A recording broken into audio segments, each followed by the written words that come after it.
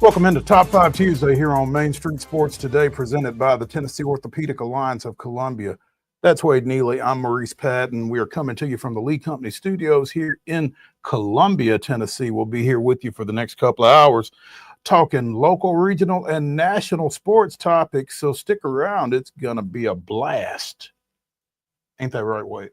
Anytime we can lock and load on a Top 5 Tuesday is always going to be fun, but especially when we have a show like we've got lined up today, it makes you a little more excited, a little more amped, I guess, if you will. A little more hyped. Yep. Yeah, juiced. All of that. Really looking forward to this show. In the second hour, we will have, as we typically do on Tuesdays, the Blue Raider voice, Chip Walters, talking all things MTSU, and there's plenty to talk about. Like a million of them. No? Stick around.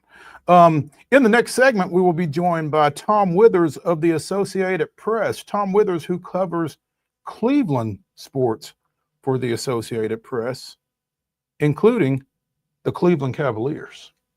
Yeah, good news for him. He gets a roll right from the Guardians. You know, you don't even have time to boo-hoo because the Cavs have gotten off to such a fast start. Well, unfortunately, there was that little matter of the Browns in between, but I think the Cavaliers are kind of putting the Browns on the back pages these days, and thank goodness. I'm married into Browns fandom by a large margin. Really? That season was over week 2, I think, by all accounts. They're one of the teams like the Jets. You have all this hope, and then it gives you about 2 weeks, and you're like, we ain't got much hope. So, especially – but who knows? Now that Jameis, in Jameis we trust. Right? I mean, yes, he at least gives you a chance of excitement and a chance of entertaining. He at least gives you a little pull on the slot machine, whereas when you got Watson back there, you don't even have the coins to play the game. And who'd have thought? Who'd have thought? Certainly not them.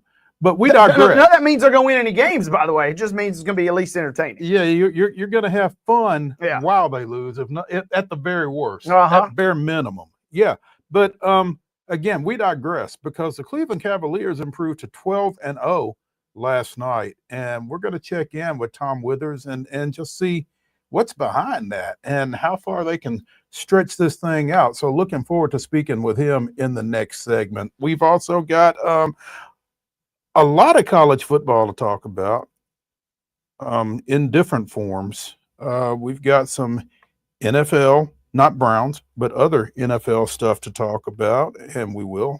And a little baseball, because scrolling through Twitter as we are wont to do, we came across a little Braves nugget that we'll touch on.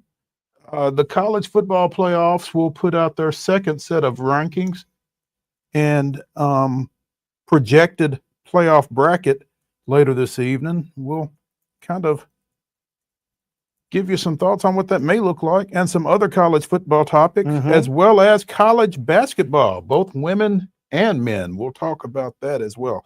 And in our final segment of the show, it is Top 5 Tuesday. Wade and I will give you our top 5 underrated rivalries. You know, not Notre Dame, USC, not Army, Navy, those that kind of run under the radar a little bit. So stay tuned for that in the final segment. So again, great show. Looking forward to it.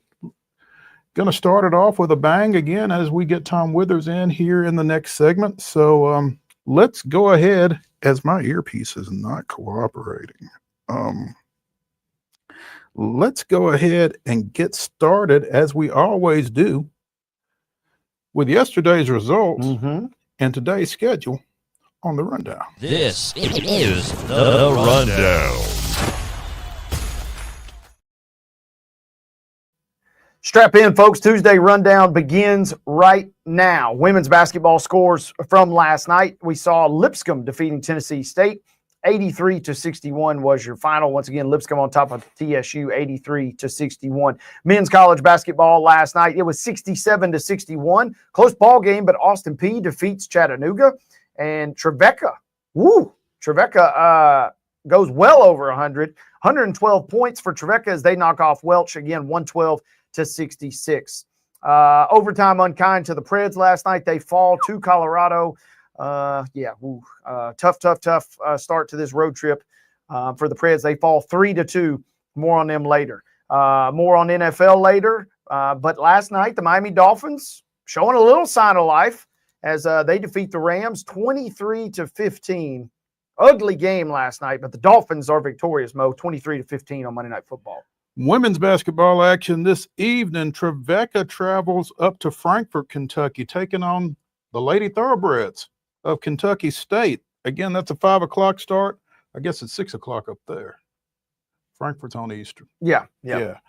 At 5:30, which is 6:30 in Knoxville, Middle Tennessee State goes over to Thompson Bowling Arena at Food City Center, taking on Kim Caldwell's Lady Volunteers. Again, that's a 5:30 tip Central Time. You can see it on ESPN Plus.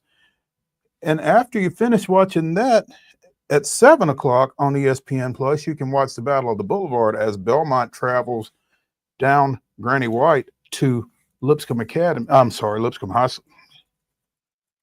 University. There we go. Nailed it. That's it. Yes, at sir. Allen Arena. Yeah. 7 o'clock start for the Bruins and the Bisons. You can see it again on ESPN Plus. Short rundown, but ladies and gentlemen, that's it.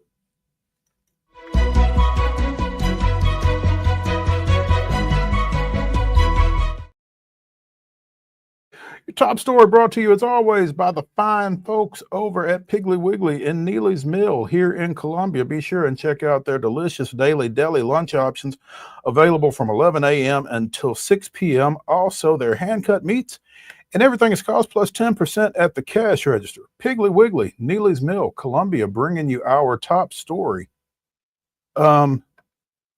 Tough day yesterday, tough day today for college football as a couple of notable former coaches passed away here in the last bit. John Robinson, who took over at Southern Cal following John McKay's migration to the National Football League and the Tampa Bay Buccaneers, and what a colorful character he was. John Robinson was almost the antithesis of that, but nearly as successful in 2 stints at Southern Cal and also at UNLV. A little forgotten stretch there. Also spent time there. Died last night at the age of 89. Died in Baton Rouge of complications from pneumonia. Again, as did McKay. Robinson coached in the NFL as well as at the collegiate level, was with the Rams. And then again, 2 stints at USC and also spent time at UNLV. In 9 years, he was the winningest coach in Rams history. He is a member of the College Football Hall of Fame. So, you know, this is the rare guy who had success at both the collegiate and the professional level. Yeah, talk about a storied career. Just kind of glancing through, you know, his obituary, man, a long and lengthy number of stops with success pretty much everywhere that he went. And that was a name that when you mentioned, yeah, it's kind of one of the old school great coaches that get it done at both levels. But when it just seems, don't really feel like we hear too many bad stories about Coach Robinson. And so this is a guy that, yeah, I think the college football community, as you mentioned, as well as the NFL community, is going to be certainly sad to see him go. Absolutely. Final stop. Again, he died in Baton Rouge. He served as an advisor to Ed Orgeron during Orgeron's time at LSU. I guess those two got to know each other when Orgeron was out at Southern Cal, both as an assistant and as a head coach following the demise of Lane Kiffin. So, you know, that's an interesting pairing there, feels like. Yeah, talk about personalities on opposite ends of the spectrum.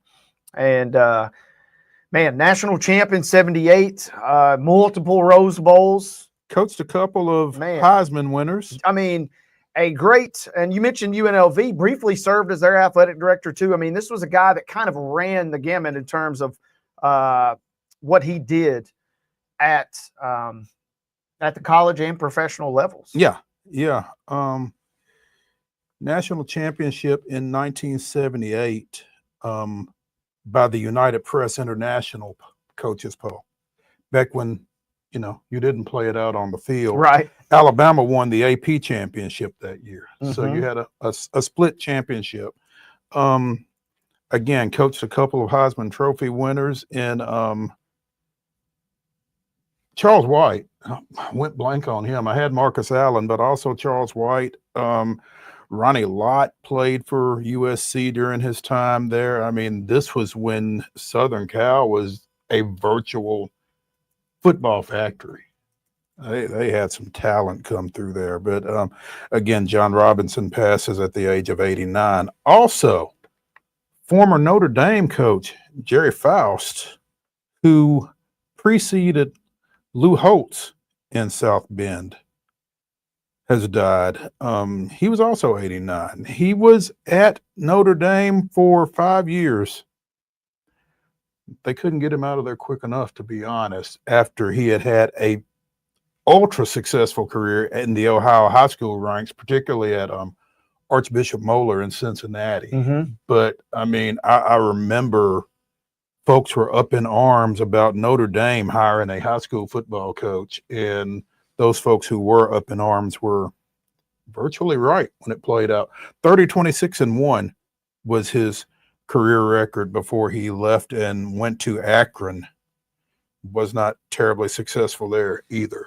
But again, his era gave way to Lou Holtz and everything that the Irish did under him. So, Yeah, I mean, if you are a Notre Dame fan, you owe Jerry Faust a degree of gratitude because he led you to Lou Holtz. Yeah, 100%. I mean, butterfly effect or sliding doors, right? I mean, if you don't have him in that era, you're not looking perhaps to make a change. When you are, who knows what happens. And talked about it on the show yesterday, that great game from 93 with Florida State and Notre Dame. And I watched, and man, Lou Holtz just strutting around the sidelines. None of that potentially, to your point, could have been able if not for kind of the era and the bridging of the gap right after Dan Devine, like you said, that foul serve right there. Yeah. Interesting hire. I don't, I wasn't paying as much attention as maybe I should have been at the time, but I don't know who else was in the mix there. Yeah, we didn't have the internet and all that type thing. But yeah, again, it was kind of received as an odd hiring at the time. I do remember that, again, of one of the titans of college football reaching into the high school ranks for a coach. You certainly wouldn't do that now. And at Notre Dame, it was kind of heresy to do it then. Yeah. Yeah, for a school of that stature, yeah, it feels like that's not happening anymore. And Gus Malzahn, he wiggles his way in, Hugh Freeze, et cetera, but these are stair steps, right? We're not talking about that direct hire like this situation. So that is a crazy time to think about, and honestly, one that I was not as familiar with as well. So right before Lou Holtz and Notre Dame kind of gets revitalized, they had this guy kind of pulling the strings. I mean, on one hand, though, when you make the hire, you're like, I mean, on paper, football is football, and on paper, his record is his record. I mean, but obviously, as we know, it doesn't usually directly compare. It seems like kind of overwhelming. Long tenure, though, at Akron afterwards. Mythical high school national championships in 76, 77, 79, and 80 at Moeller. Went undefeated 9 times over 17 seasons. 5 state championships in Ohio.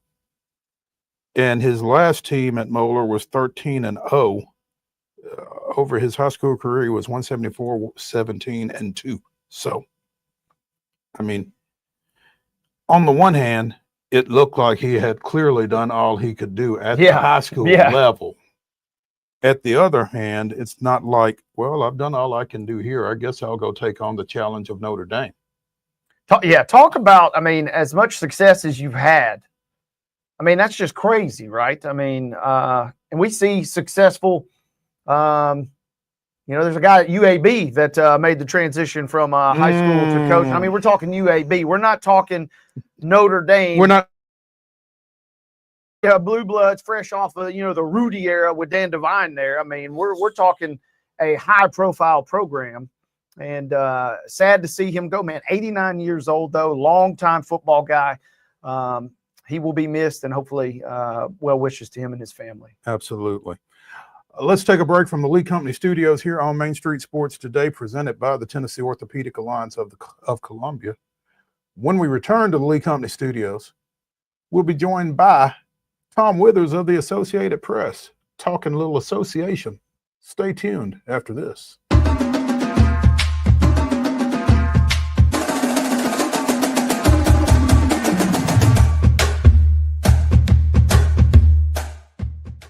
Whether you're an athlete or a weekend warrior, when it comes to your performance, don't settle for anything less than excellence.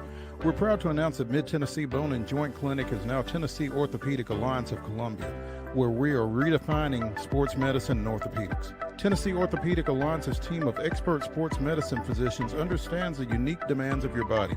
TOA Columbia specializes in personalized orthopedic care, offering state-of-the-art treatments for everything from sports injuries to joint replacements.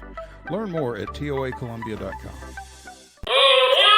Step into the Lionel retail store at Opry Mills, Nashville, and you'll be captivated by all the magic of the 123-year history of Lionel trains. Whether you're already a train enthusiast or just getting started, Lionel will energize your love for trains. NASCAR fan? Come check out your local Lionel station to learn all there is to know about model trains and die-cast NASCAR collectibles. Visit nashville.lionel.com or call 615-455-9399. So Busy Bee is a very close-knit family. We fight just like every family does. We have arguments, but we always come out with a solution to the problems. We don't just fight about what we want, we fight about what customers need. We want to make sure that every customer we go to is more than satisfied. And that doesn't just start whenever we show up at their door, that starts when we show up every day at work. We want to make sure that we are serving our customers to the best of our ability.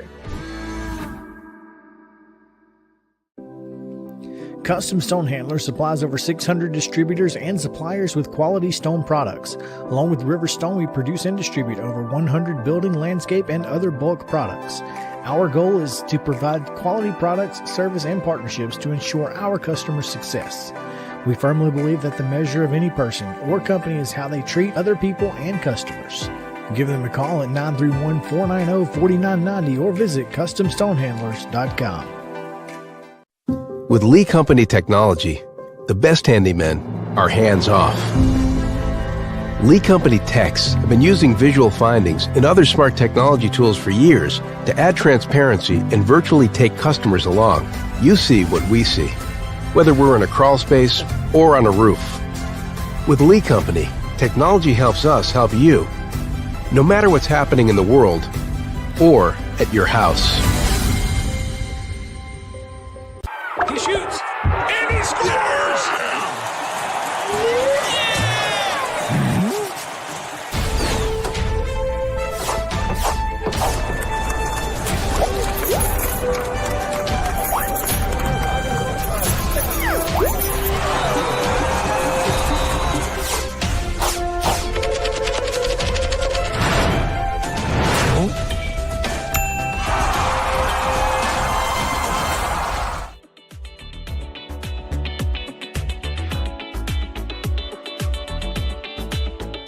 Top 5 Tuesday continues here on Main Street Sports Today, presented by the Tennessee Orthopedic Alliance of Columbia. I'm Maurice Patton, along with Wade Neely. We're coming to you from the Lee Company Studios here in Columbia, and we are pleased to be joined now by Tom Withers of the Associated Press. Covers the Cleveland Browns and the Cleveland Cavaliers, is my understanding from Teresa Walker. So if that's wrong, Tom, it's Teresa's fault.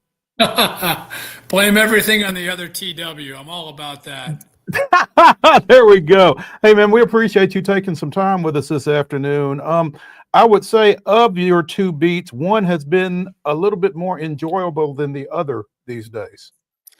Yeah, actually, I have a third beat as well. I cover the Cleveland Guardians as well, so I'm juggling juggling 3 balls at once, and usually one of them is on fire, which would be the Browns at this point. So, yeah, the conversation here in Cleveland with the Cavaliers has allowed people to kind of forget about the Browns, at least until Sunday afternoons for the most part. So, yeah, it's been enjoyable. It's been a great start for them, and we'll see where it goes. A nice little diversion, much needed diversion, I would dare say. So, show of hands, who saw this coming? I won't say 12-0 necessarily, but I think people are sleeping on the fact that this Cavs team was one of the better teams in the NBA last year. When you consider they got to the Eastern Conference semifinals, took a Boston team to 5 games without Jared Allen, with Donovan Mitchell playing on one leg, with essentially what became a lame duck coach at the time, with a very young team, with people talking about, moving Darius Garland, is Evan Mobley ever going to reach his potential, et cetera. This has been a good team the last couple of years that I think people have kind of slept on. We in this area have particular interest in Darius Garland for obvious reasons. Former Brentwood Academy standout here at the high school level, spent the 1 year, ill-fated 1 year at Vanderbilt, had the injury, but I think he's doing what a lot of people had hoped he would do. I don't know that what he's doing is, I think it kind of exceeds expectations. I mean, what is the feeling around Darius in the Cleveland organization at this point? It's been a tough couple of years. It's been interesting to see Darius's growth and development and stagnation and maybe regression for a little bit, and now kind of what he's becoming. I think when Donovan Mitchell got here, it really, that was kind of a monkey wrench that I don't think Darius Garland or a lot of people in the organization saw coming. And obviously it turned out to be a very positive thing because Donovan Mitchell is arguably one of the 10 best players in the league. But in terms of Darius and where he went from, potentially being the star player on the team to suddenly a supporting act, if you will, I think it took him a little time to figure that out. And obviously it took JB Bickerstaff, all of last year and unsuccessfully so in figuring out how to play Mitchell and Garland together.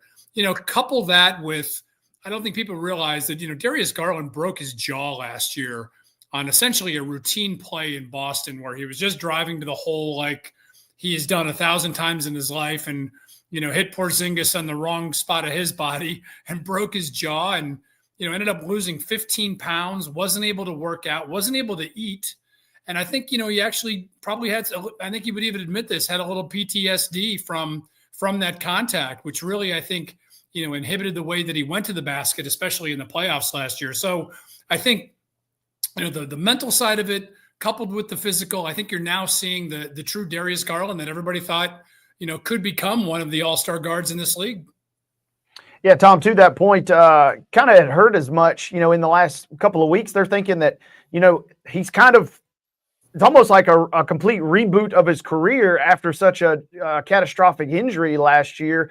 And I think the rumor even going around was, he had withered down to his high school weight or maybe even lower than that. So, I mean, he looks the part this year. It seems like he's playing well.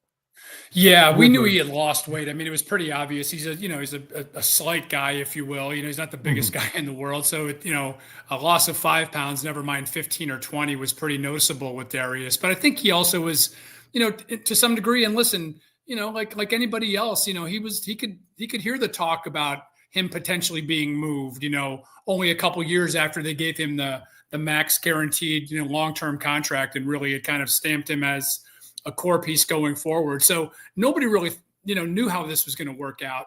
And especially when you have in Donovan and in Darius, 2 ball dominant players who are better off when they have the ball in their hands. So I think a lot of this too, you guys, to your question about Darius' development this year is kind of Donovan Mitchell's acceptance to maybe, not necessarily having to be that guy every single night, right? I mean, I think he has not only enough trust in Darius, but, the Evan Mobley development this year has just been, mind-blowing. We all thought that there would be another level to his game, and clearly we're seeing that. So I think, part of this Darius development is also Donovan's willingness to take, maybe a lesser role not necessarily have to be the guy night in and night out. And that's what Kenny Atkinson has done a wonderful job with his team so far, is really, developing confidence and trust in this roster from 1 through 15.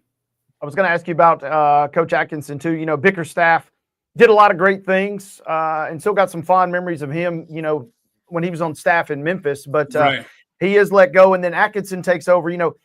I am curious, what kind of flavor has he put onto this team, especially, coming from an international little bit of a role that he had just prior. I'm curious, has that translated, and what is that maybe something to chalk up to this great start? Yeah, a little bit of that. I think what's been interesting, guys, is that, Kenny Atkinson's trajectory is really on kind of the same plane that the Cavs has been on. He was a young coach in Brooklyn a couple of years ago, and people really felt like he got the raw deal there when, Kevin Durant was kind of not forced upon him, but was suddenly interjected into the mix. And it was clear that Kenny Atkinson was not Kevin Durant's choice to lead that team forward. So, that was a tough time for him. People thought he was unfairly fired. He then goes out to Golden State and spends 3 years on Steve Kerr's bench. And, I'm a big Steve Kerr, fan myself. I mean, I think he's one of the brighter coaches we have in any sport. And I think the chance for Kenny to sit and learn under him, a chance for him to see what an offense could be like. Granted, when you have the best shooter that there's ever been on the team, that makes things a lot easier. But I think it allowed Kenny to kind of, to really see what, potential he could have with whatever team he was going to end up becoming a head coach of. It turns out to be the Cleveland Cavaliers. And then, as you mentioned, his international experience in being with the French national team through this Olympics. And I asked him early on, what was it like to be around Wembanyama? And then how could that translate potentially into what he could do with Evan Mobley? Granted, not the same player. One is 7'5", one is only 7 feet tall, but they're both big guys that can go out on the perimeter and play and handle the ball. And so I think all of those experiences have made Kenny Atkinson into the coach you see today. Tom Withers of the Associated Press joining us here on Main Street Sports Today, presented by the Tennessee Orthopedic Alliance of Columbia. Tom, as you look at this team, as you look at this schedule following last night's 119-113 win over the Bulls, just how far do you see this thing extending out? Yeah, it's kind of hard to say. I mean, they clearly have a, kind of an X on their back right now, right? When you have a team that's off to a start like this, everybody wants to be the team that knocks them off. So, they've had some things kind of fall their way as well during the streak. I mean, as well as they've played, they had Orlando here at home, which was a rematch of last year's first round series that went 7 games. And sure enough, Paolo Banchero sat that game out. That was the first game that he had missed with that injury. So that was a lucky break. They win in Milwaukee on essentially a buzzer beater by Donovan Mitchell. The Bucks come here, Giannis sits out. Some things have fallen their way. That's not to minimize anything they've done here. Winning 12 games, I don't care whether you're playing in 7th grade CYO or the NBA, is a remarkable achievement. So now tomorrow night they're going to be playing Philadelphia, and it's going to be Embiid, who's supposed to make his debut tonight. Probably not playing because he's already made it clear that he's not going to be playing back-to-backs. And so they'll miss him there. They'll get the Bulls here again on Friday night, and then the Hornets. And so everybody here is kind of looking at this as a potential chance for them to go 15-0 before they play in Boston next week, which would really get people excited. And I think it would really, not that they're not on the map already nationally, but I think this will really catch some people's attention, to say the least. Tom, as this run kind of goes along, obviously an undefeated season, or an undefeated streak kind of gets the national narrative going. But I am curious, what holes or what deficiencies, because it does seem like the Celtics are still the team to beat in the East. Yeah. And I guess, my question is, what are some areas that the Cavs would potentially need to, in your mind, shore up? Already crazy to think about playoffs, but if they met, in the finals. Yeah. That Boston team and the way they shoot, right, is really, clearly something that everybody has to deal with, right? And I think you saw a little bit of that last night in that Chicago team, which also plays, a high volume game, up tempo, where you really got to get out of the perimeter at all times because they're shooting. They're coming down and shooting, and whether it's, 3-on-1 or 1-on-3 or 1-on-5, they're going to find a guy in the corner and that shot is going up. So that's going to have to be something that they work on, is that perimeter defense, I think, more than anything else. Listen, injuries are a part of sports, right? We see that, whether you're talking about the Titans or the Browns or the Cavs, or, you've seen a spike in injuries just this past weekend in the NBA, right?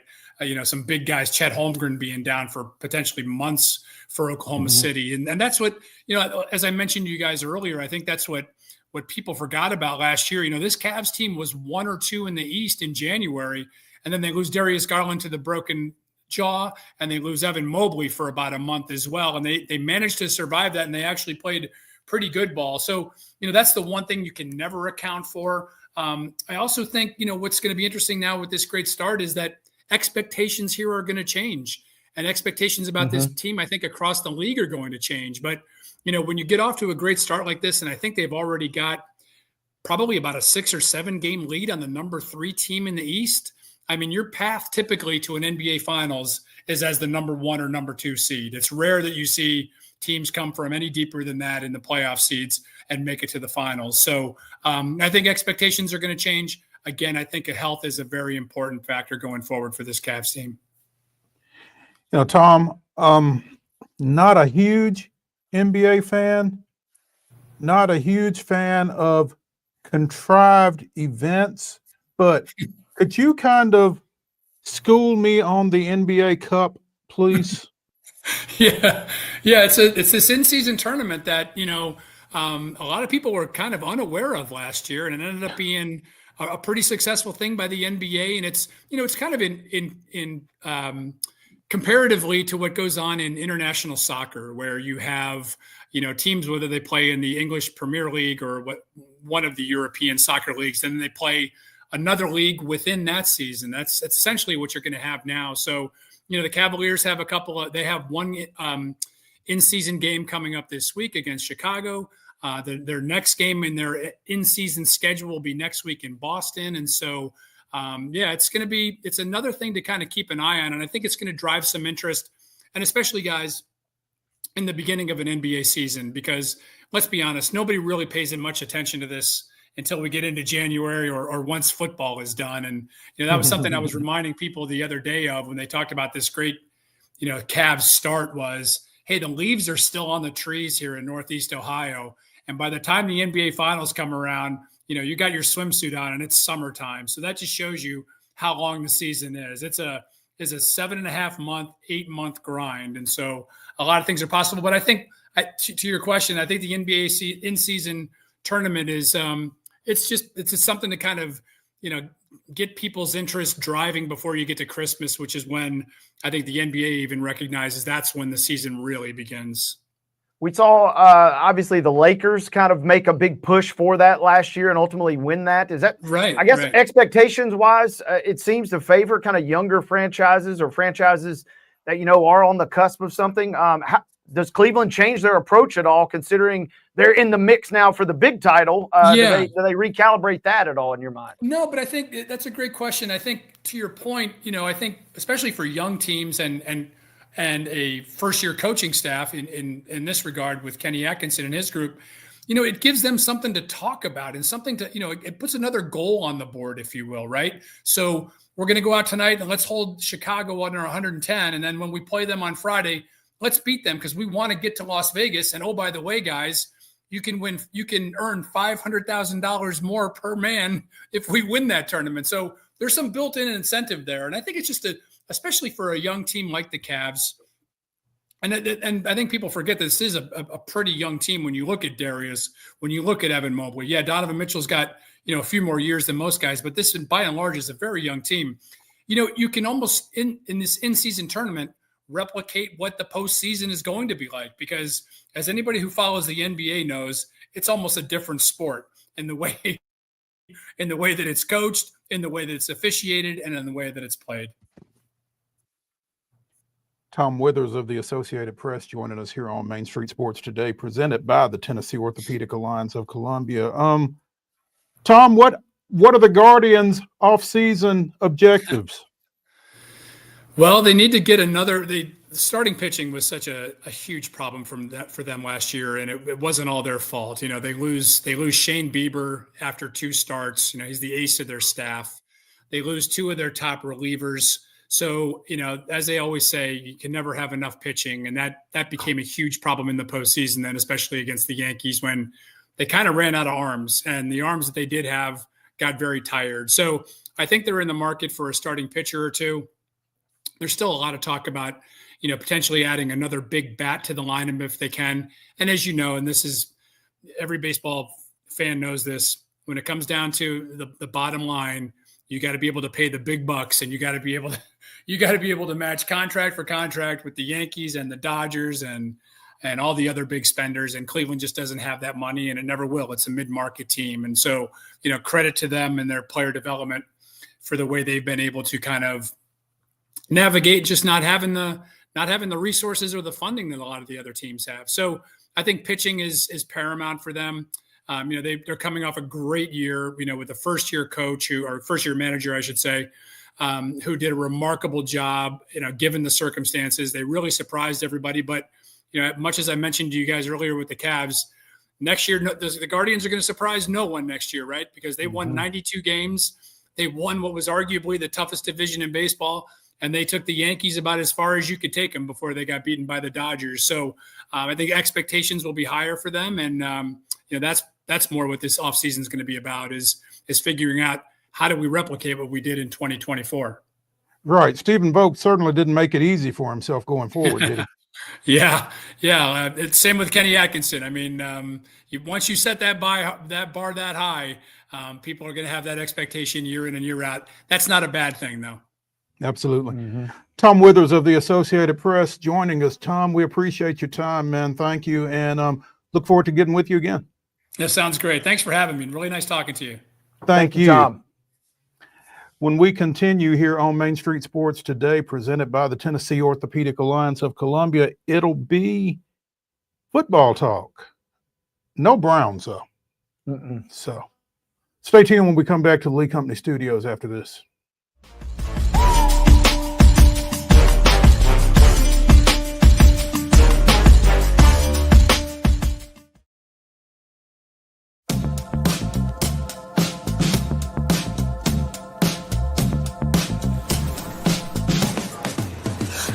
Be a bad man, yes you do. Do you want to taste sweet salvation underneath the summer moon? Do you need another hand now? Yes you do. Go see Miss Josie down on Columbus Avenue. All right, Columbus Avenue. At Delta Dental of Tennessee, we know our success begins and ends with providing superior quality service, and that includes serving those who need it most. This year, we're celebrating 25 years of giving back to the community we call home. Delta Dental, along with our Smile 180 Foundation, supports Tennessee's dental colleges and oral health education, children's hospitals, free and reduced cost dental clinics, and other like-minded charities. Here's to the next 25 plus years of ensuring healthy smiles. So Busy Bee is a very close-knit family. We fight just like every family does. We have arguments, but we always come out with a solution to the problems. We don't just fight about what we want, we fight about what customers need. We want to make sure that every customer we go to is more than satisfied. And that doesn't just start whenever we show up at their door, that starts when we show up every day at work. We want to make sure that we are serving our customers to the best of our ability.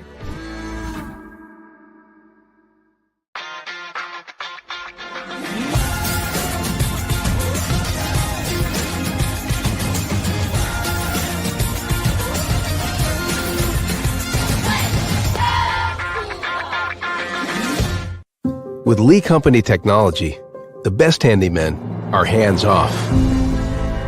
Lee Company techs have been using visual findings and other smart technology tools for years to add transparency and virtually take customers along. You see what we see, whether we're in a crawl space or on a roof. With Lee Company, technology helps us help you, no matter what's happening in the world or at your house. Whether you're an athlete or a weekend warrior, when it comes to your performance, don't settle for anything less than excellence. We're proud to announce that Mid-Tennessee Bone and Joint Clinic is now Tennessee Orthopedic Alliance of Columbia, where we are redefining sports medicine and orthopedics. Tennessee Orthopedic Alliance's team of expert sports medicine physicians understands the unique demands of your body. TOA Columbia specializes in personalized orthopedic care, offering state-of-the-art treatments for everything from sports injuries to joint replacements. Learn more at toacolumbia.com.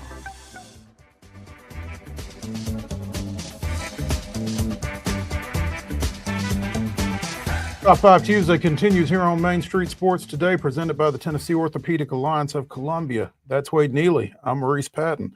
Let's talk a little football. Miami 23, Los Angeles Rams 15 on Monday Night Football last night. Now, what's it mean? Because Buffalo is pretty well running off and hiding from everybody in the AFC East. Nice win for Miami. Nice performance from Tua.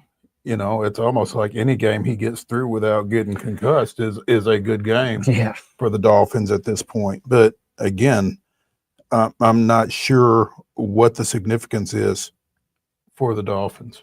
Doesn't feel like there's any significance for the Dolphins other than seeing if Tua can be an option going forward, right?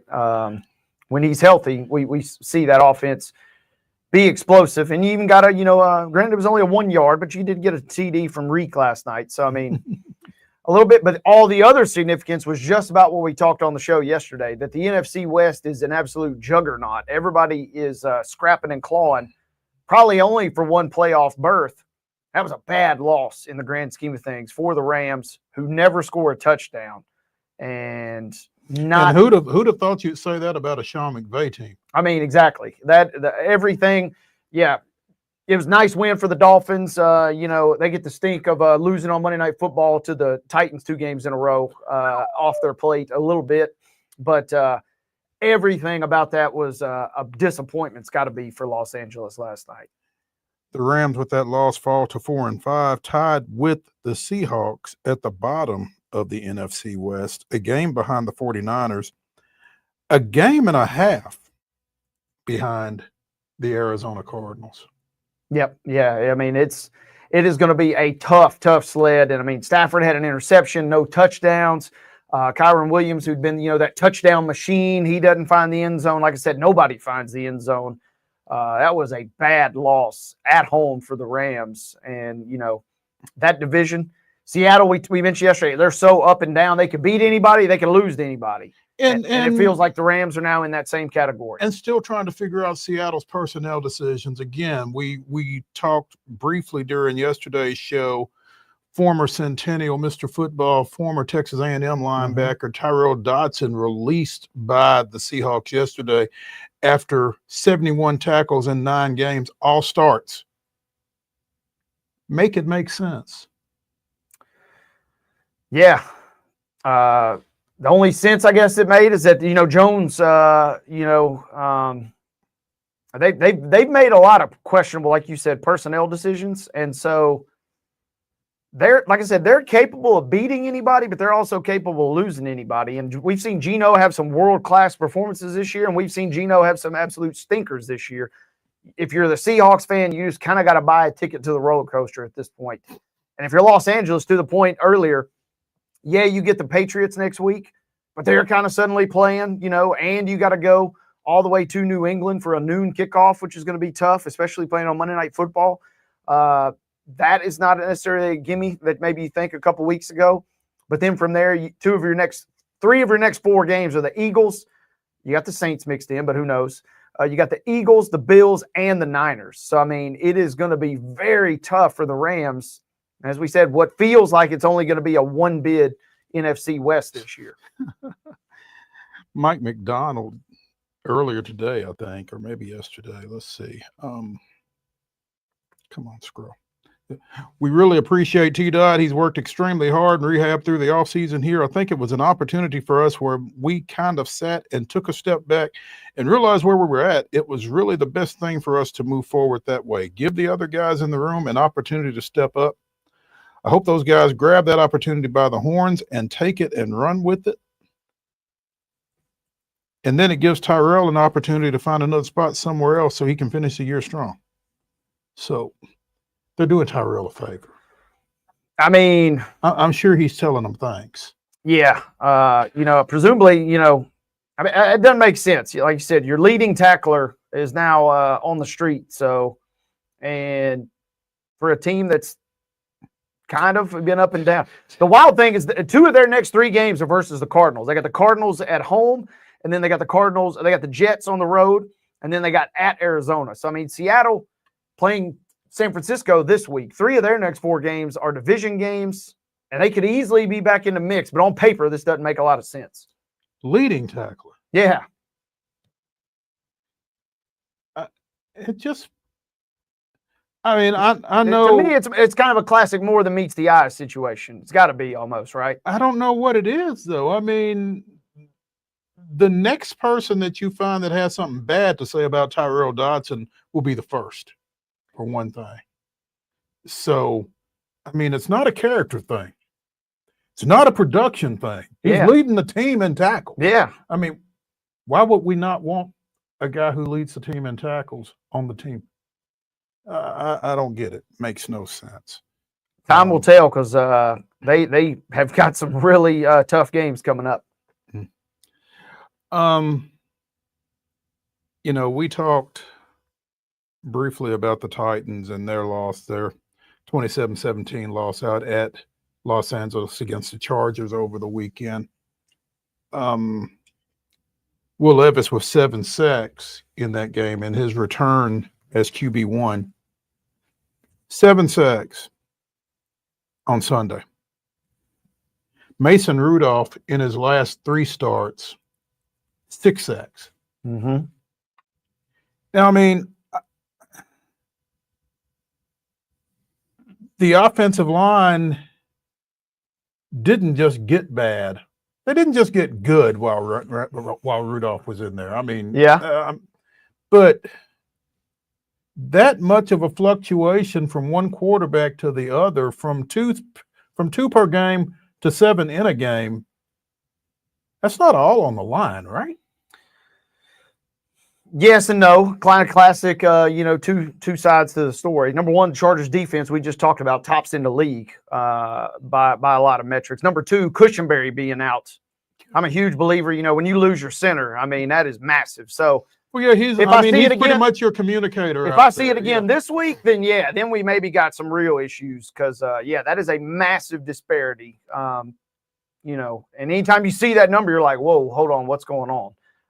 So I will be very curious to see what happens when Minnesota comes. I think it's easy. I think most observers just chalk that up to offensive line inefficiency, inability, whatever in you want to put on it. But again, when you put it up against that other number, and I guess Cushenberry was out there for most of those. Was this the first game they played? First game without him as a starter. Yeah, he did miss half of that game prior before. Okay. All right. So maybe the jury's still out then. But to the other side of that equation, all 7 sacks when Levis held the ball longer than 2.5 seconds. So it kind of goes back to what I've speculated from the first couple of weeks. At some point, Levis was so reckless the first couple of weeks. They really reined things in. They went ball control, very safe, very vanilla, almost running predominantly. It seemed like last week they tried to go back to the week 1, week 2 Levis. Hey, we're going to let you throw downfield and see what happens. And we saw what happened. Yeah, exactly. When you're hard to throw downfield when you're not able to hold the ball, but 2.5 seconds. So kind of an interesting situation. And as we mentioned on the show yesterday, it is not necessarily going to be any easier with another really good defense coming to town this weekend. Yeah. Elsewhere in the league, the Chicago Bears have made a move at offensive coordinator following their loss to the Patriots. I mean, you lose to the Patriots and bad things happen, I guess. Shane Waldron, who was in his first year as offensive coordinator, has been replaced by passing game coordinator Thomas Brown. This is exactly what your 1-1 draft pick needs is stability in terms of who's working with him.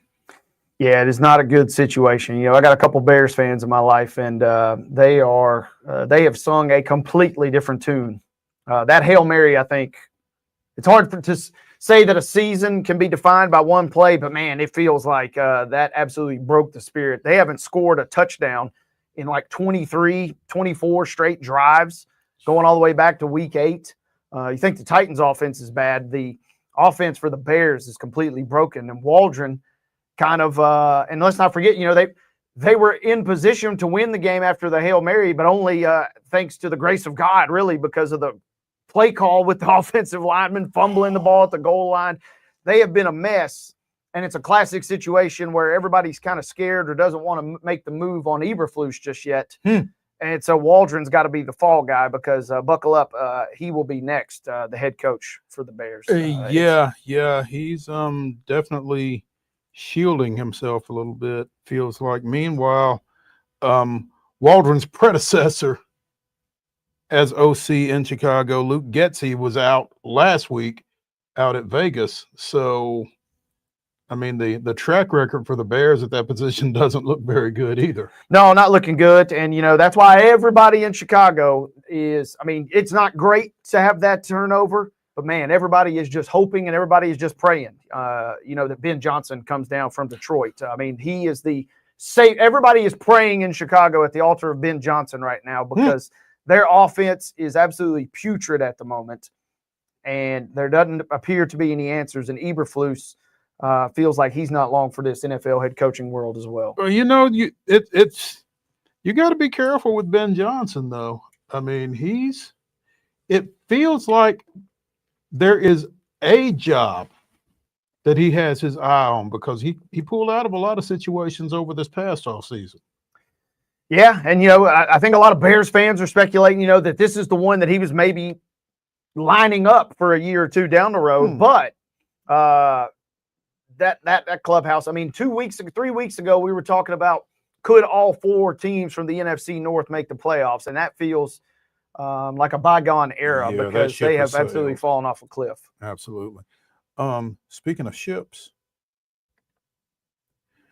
NFL prioritizing expanding international series to Australia, pondering holding Pro Bowl games there in future, is a headline on an article on CBSSports.com. You know, we talked to NFL Chief Medical Officer Dr. Alan Sills a couple of weeks ago on this show, and one of the things that he talked about was, you know, the international series and how it's going to expand for 2025 and what the medical side of the league, what their involvement is with that. Sounds like there's going to be some more involvement and more of a stretch. Sydney and Melbourne have both been visited by the NFL as they, you know, try to take a look at and get their arms around the logistics. Again, Sydney 16 hours ahead of Eastern time. 14 hours ahead in September. Apparently they have named someone to head up their efforts to get a game, to get, you know, more of a presence in Australia. They've opened an NFL academy over there to develop student athletes. It's wild to think. I mean, being global is one thing, but actually being global. Yeah. And the practicality of it is just really kind of wild to think about. I mean, on one hand, yes, it is kind of wild to think about, right? When you're actually putting it in play. On the other hand, Australia to me makes a lot of sense other than every logistical thing on the planet, because that is a football obsessed country just because of the crossover with rugby and especially with Australian rules football being a little more as close as you could get to professional football here in America. So it'd be great.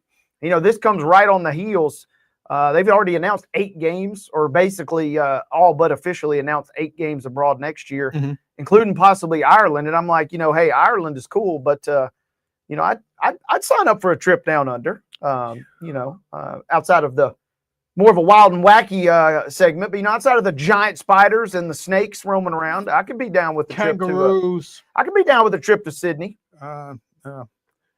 Just look out for the kangaroos. They are violent, but I tell you what, Saquon Barkley could run over one of them kangaroos. That is for sure. If not, probably jump over. If not, he can hop over one for sure. Backwards. Skills comp. This is interesting when you think about it. Like you said, they speak English over there, which makes it different from Germany or. Although Hockey League, did you see Hockey League do the penalty in German? That's a nice tip of the cap, because apparently Big Papa Hockey League had done that in Spain or in Mexico when he did the game down there. So it's a nice little tip of the cap there. A little bilingual, little flex there for another flex for young Hockey League. Yeah. No language barrier, and there's not been an American football presence over there. So, you're kind of in pristine territory to some degree by getting over there. But man, the logistics of it, from a time standpoint and everything else. I mean, what are you going to do? You're going to give a team an off week the week before and the week after just to get acclimated? How does that work? There's a lot to that. And now here's the thing. If anybody can figure it out, it's probably the NFL. That's true. And, the talk about the double buys has been kind of out there. So maybe this is your chance to have the 2 off weeks. Something to think about. It's going to be interesting because then at that point, though, well, you're already in Australia. Why not fire off Tokyo? Why not, get a little game in Shanghai just to really get things kind of across the board for the NFL. And, it will be wild because, the fun thing about those European games is the jerseys. When the Titans were there, I was at the game last year and I saw all 32 jerseys. That makes me wonder, what is the Australian adopted team? I got to think about that. Think on that. We'll get back to you. I feel like there are a couple contenders. Steelers feel like they could be, universally. I feel like Cowboys is probably, they're over that. So give me maybe the Steelers. I could see Aussies throwing down for the Steelers. I would have said Raiders at one time, but again, much like the Cowboys, not so much. We'll do some fact finding. Get in touch with our international liaisons and see what we can come up with. There we go. Hour number 1 of Top 5 Tuesday is in the books here at Main Street Sports Today. Yeah, that's what we are. Presented by the Tennessee Orthopedic Alliance of Columbia. When we come back to the Lee Company Studios, we will be joined by the Blue Raider voice, Choose Chip. Stay tuned.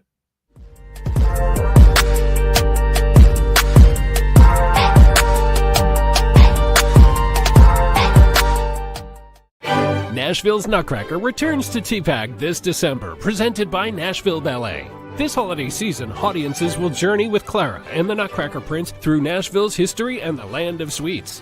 Tickets at NashvilleBallet.com. Hi, I'm Dr. Vilay Saisuka, CEO and founder of Premier Foot and Ankle Centers of Tennessee here in Murfreesboro. We offer foot and ankle care from ingrown toenails to diabetic foot wounds. We also fix ankle fractures and things like that. Call us today to schedule an appointment. We look forward to seeing you. Because here at Premier Foot and Ankle, we believe that the journey begins with happy feet. Whether you're an athlete or a weekend warrior, when it comes to your performance, don't settle for anything less than excellence. We're proud to announce that Mid-Tennessee Bone and Joint Clinic is now Tennessee Orthopedic Alliance of Columbia, where we are redefining sports medicine and orthopedics. Tennessee Orthopedic Alliance's team of expert sports medicine physicians understands the unique demands of your body. TOA Columbia specializes in personalized orthopedic care, offering state-of-the-art treatments for everything from sports injuries to joint replacements. Learn more at toacolumbia.com. Jones & Lang Sporting Goods here in Columbia has been outfitting teams, officials, and anybody else from T-ball to college for 50-plus years. Be sure and check them out at 931-388-8060 or online at jonesandlang.com. Jones & Lang Sporting Goods, the look of a winner. Zion Christian Academy, zioneagles.org or 931-388-5731. You can schedule your appointment. Go tour their campus. It is beautiful over there, and you're definitely going to want to see it. Again, it's zioneagles.org. Give them a call, 931-388-5731, and schedule your tour today. With Lee Company technology, the best handymen are hands-off. Lee Company techs have been using visual findings and other smart technology tools for years to add transparency and virtually take customers along. You see what we see, whether we're in a crawl space or on a roof. With Lee Company, technology helps us help you, no matter what's happening in the world or at your house. Custom Stone Handler supplies over 600 distributors and suppliers with quality stone products. Along with River Stone, we produce and distribute over 100 building, landscape, and other bulk products. Our goal is to provide quality products, service, and partnerships to ensure our customers' success. We firmly believe that the measure of any person or company is how they treat other people and customers. Give them a call at 931-490-4990 or visit CustomStonehandlers.com.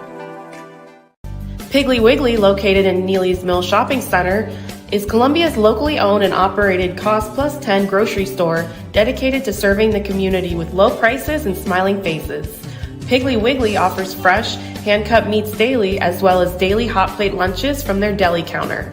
You're certain to see smiling faces and a helping hand when you're here at Piggly Wiggly. Come by and check out our fresh produce, high-quality meats, and more. Down home, down the street, we'll see you at the Pig.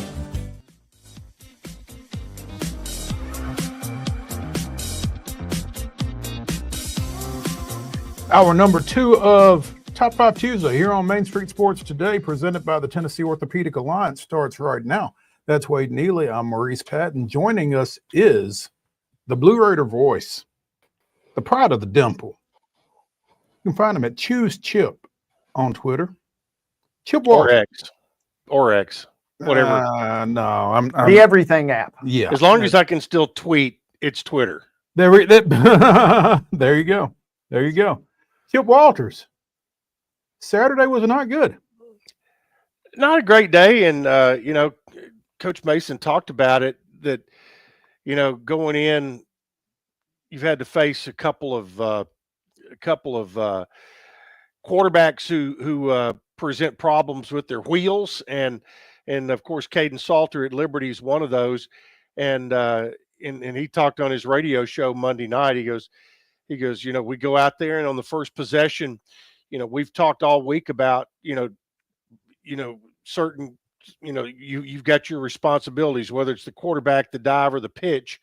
And he goes, we go out and we've got 2 guys on the pitch, nobody on the quarterback and nobody on the dive. And so he goes, it makes you feel unprepared, and that was after they had, played pretty well against an option attack from Kennesaw. But, two quarterbacks in particular, Jacksonville State's quarterback and Liberty's quarterback have certainly caused them problems. And for the second time this year, both of those offenses, they gave up 300 plus yards rushing. And that's hard to overcome because it shortens the game, cuts out the number of possessions that you're going to have. And you don't, you led 7-0, but then quickly got in a position where you had to play catch up.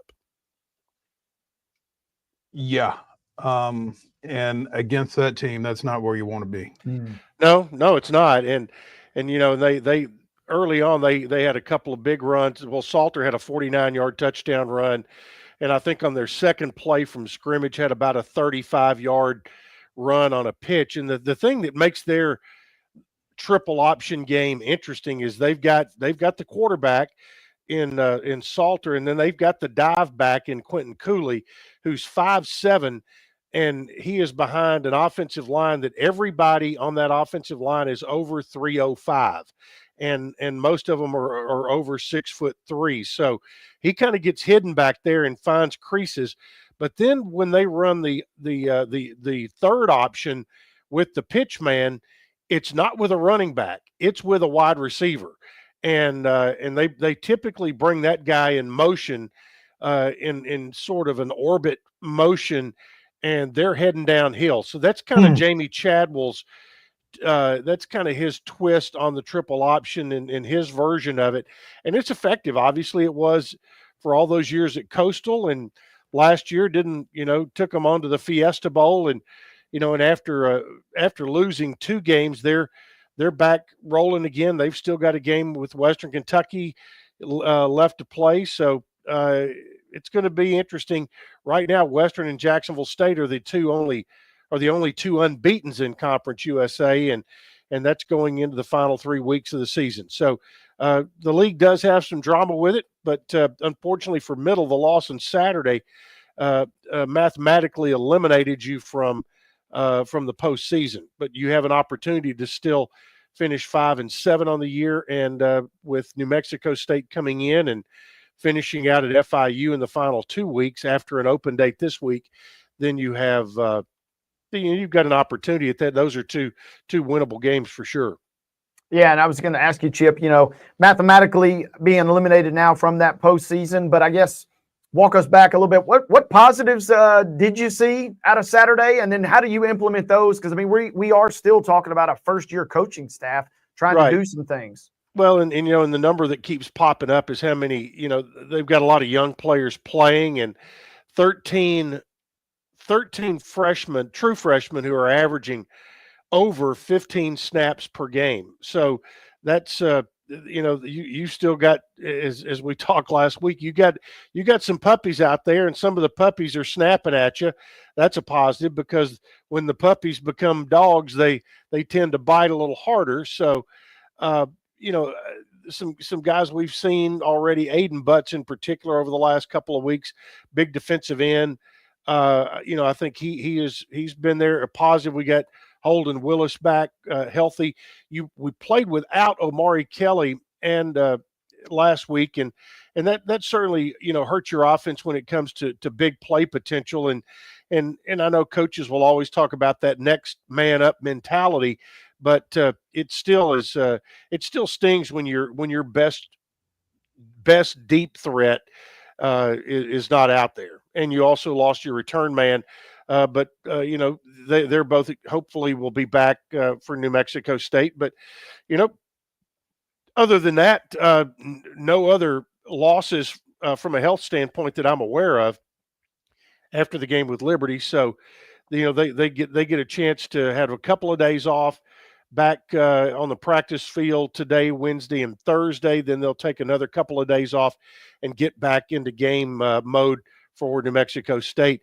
This coming up, by the way, will be a huge recruiting weekend for Derek Mason and his staff. He talked about it at length last night on his radio show that they have 25 official visits this weekend, and this has been, he said, as soon as the schedule came out, he goes, we pinpointed this weekend as being for what will be our biggest weekend of recruiting for high school and junior college kids. And these are our top 25, and we're bringing them in.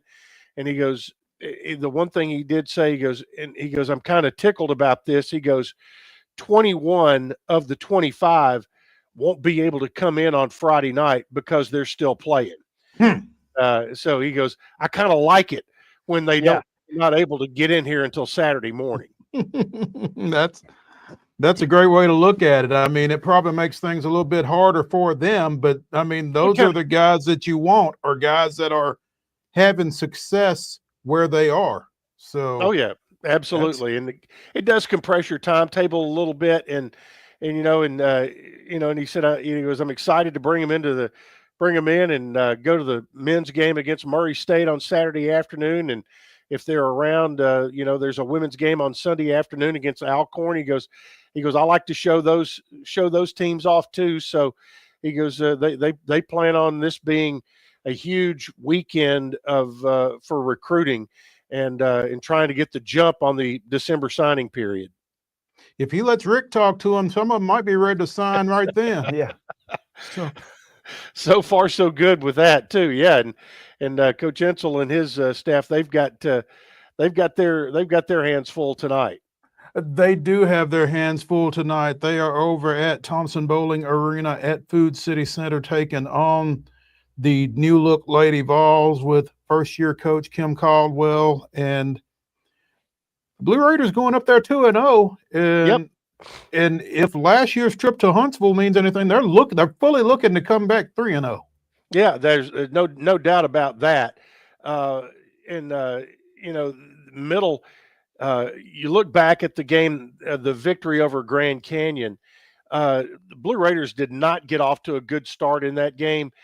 Grand Canyon really applied a lot of pressure defensively. Their Grand Canyon's really good, and they've been picked to win the WAC. They beat Middle a year ago. They jumped out 22-10, and think about this, Mo and Wade. After Grand Canyon went up 22-10 in the first quarter, they only scored 25 points the rest of the game.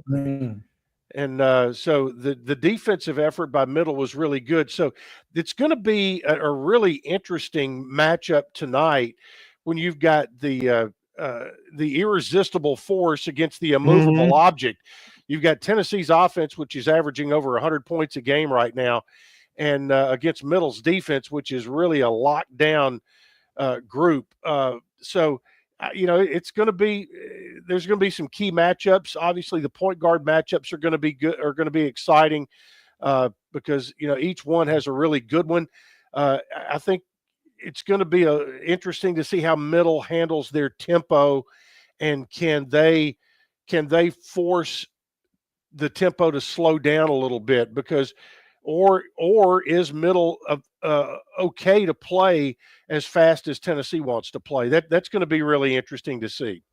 I'm not sure that Middle is okay playing as fast as Tennessee wants to play. Just from the depth standpoint, it doesn't look like Rick necessarily wants to go as deep into his bench, looking at the rotation from the first two games, as you might need to go to run with Tennessee. Yeah, that's my point right there. Is who has is Middle's depth when you get down to players 8, 9, 10, 11. Can you keep up that pace and be effective offensively and on the defensive end? Because that's the way Tennessee has under Kim Caldwell has practiced from day one. And I heard Don Davenport the other day talking about there was an article, I think, in The Athletic about some of the stuff that she has done coming in to reestablish accountability and things like that. They like what obviously the fan base loves points and things like that. It obviously the rosters the rosters turn different coaching staff, but interesting to see if Tennessee does come out with a chip on their shoulder after Middle knocked them off last year down in Huntsville. I know the Tennessee fans, not many of them were there to see it last year in Huntsville because it was a pretty blue-dominated crowd, but it's also an opportunity tonight for Middle to go in and see how you react in front of what will be a very good environment and a hostile environment in Knoxville. I'm interested to see Tamia Scott in this environment against this team, just because I feel like she is the most athletic player on MTSU's roster, and she and Blakely. Yeah, she and Blakely. Yeah. And I think she can, in some one-on-one situations, maybe capitalize on some things. I think she matches up well with what UT will put on the floor, and I'm interested to see how she responds to that situation. Yeah, and Anastasia Boldreva has, she has improved light years from year to year to year, and I'm sure Tennessee will try to run the floor and force her to run the floor as much as possible tonight. So that's where you look at, okay, what are your rotations in the post, and how can you try to keep fresh bodies in there? So but I think you're right. I think Tamia Scott, Courtney Blakely, Jalen Gregory's been outstanding defensively, and still waiting for her to kind of break loose on the offensive end. And tonight would be a good night for that. Tonight would be a good night for that, because I think you're going to, both teams I think are going to go into this game feeling like they need all hands on deck, because this is a potential, just like the game with Grand Canyon, this is one of those that's going to have a tournament feel. It's going to have a March feel to it. You've got the two winningest programs or college women's programs in the state's history going at it tonight, and they'll roll it out there and tee it up about 5:30 Central Time tonight. Should be fun. Got a lot to play for, and pumped about that. Give us an update real quick though on the flip side. Give us an update on the men's program after a couple games in your mind, Chip. Well, 2-0 went down to Abilene Christian in part of the WAC Conference USA Challenge scheduling initiative, whatever you want to call it. But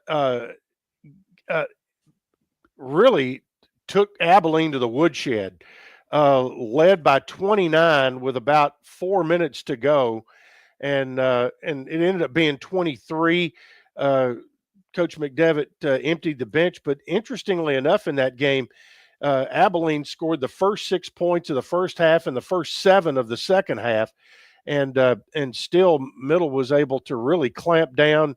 Got another tremendous performance from Justin Porter. Jalen Counter, who's one of the new guys on the roster, had 15 off the bench. Isam Mustafa, again, a 14-point, 8-rebound effort. So he's been just rock solid. So this team is off to a great start. And this is a big week coming up. As a matter of fact, the next 2 weeks, next 5 games overall. This week you've got a matchup tomorrow night with Evansville. So you've got 2 Missouri Valley teams coming into Murfreesboro this week. You've got Evansville tomorrow, and then you've got Murray State on Saturday afternoon. And so that, you step up in class there, you get them both at home. But I think there's a little buzz about this group, and Evansville comes in 1-1. Murray State's 1-1. Evansville's loss was at North Texas by 17 or 18. Murray lost at Pitt by about the same margin, and both have a victory over a D3 or NAI school. So this for them, much like Middle's already had a matchup with a WAC school.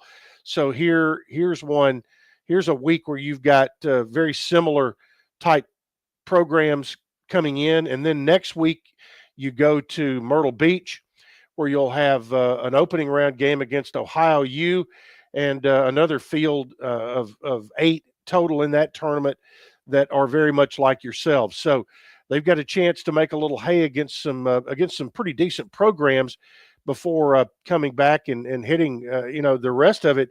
There's not a lot of gimmies on that schedule when you look at Belmont and, UAB and going to Knoxville. So this is an important couple of weeks right here to really continue what's been a great start for Nick McDevitt's ball club. Yeah, they've got a unique schedule. Like you said, there's a few household names sprinkled in. Obviously, everybody's going to gravitate toward Tennessee, but if you kind of peel back the layers of the onion there a little bit, I mean, this is a pretty dang challenging schedule early in the season, it seems like. It is, and this is, the WAC challenge with Conference USA was designed to give all the schools in both of those leagues 2 good non-conference games, one at home, one on the road. Middle and or Nick McDevitt, Steve Prohm, Casey Alexander. Middle's going to play Belmont as long as they'll all play each other. The same with Murray State. Middle's played no other school more times in basketball than Murray State. The Tennessee game kind of came out of nowhere, out of thin air. Tennessee was needing an opponent. It worked out on the date for the Blue Raiders. Andy Kennedy wants to continue to play even though they moved to the American last year. Great game in Murfreesboro. His team's off to a really good start, and they're picked to be one of the better mid majors in the entire country and toward the top of things in the American. But that field at the Myrtle Beach Invitational, you know, for whatever reason, Middle has had all kinds of problems with Ohio U. They've never beaten Ohio U ever. And of course, who do we open up with in the Myrtle Beach Invitational? The old Bobcats of Ohio U. They're always a pretty rugged MAC team. They bring a little action down to Myrtle Beach, but you know, that'll be that. You know, it is challenging, and that's and I think that Coach McDevitt and his staff feel like they have a team that can handle this schedule and be in a really good spot when it comes time to open the conference season down in Miami Beach on January 2nd. The voice of the Blue Raiders, the Blue Raider voice, Chip Walters, joining us here on Main Street Sports Today, presented by the Tennessee Orthopedic Alliance, as he does most every Tuesday. Chip, be honest. Did you know who Chase Miller was? Say that again. You locked up there. Did I know who Chase Miller was? Did you know who Chase Miller was before Monday? Oh, absolutely. It's Miller time, baby. I mean, he is probably the most popular walk-on in Blue Raider. It may be in Blue Raider history, but in particular in the last 15 years. He's 28 years old. I mean, he played for Kermit and for a couple of years, and played for Nick for a couple of years. And you know, he has just been such he's been such an upstanding and honorable guy. He and his family, he and his dad worked together in commercial real estate down in Dallas. Whenever we're down in that area, Chase always comes to visit. He was at I saw him at Ole Miss this year. He came up to Ole Miss for the football game. I mean, Chase is just a great alum and a great Blue Raider. And just again, ask any middle season ticket holder and fan. You know, he was a Murphy Center crowd favorite. And I'm telling you, the night that he hit his first basket ever may have been the loudest I've ever heard that place go up, because, you know, he had been in probably, I don't know, 7 or 8, 10 games maybe in his career, and fired up some missiles from out there. But man, they ran a play for him one night, and I mean, and it came back, and he just knocked the bottom out of the sack. And the thing is, the people who were most happy about it were his teammates, which says everything you need to know about Chase Miller. And that you know, as this renovation continues in the Bill Blue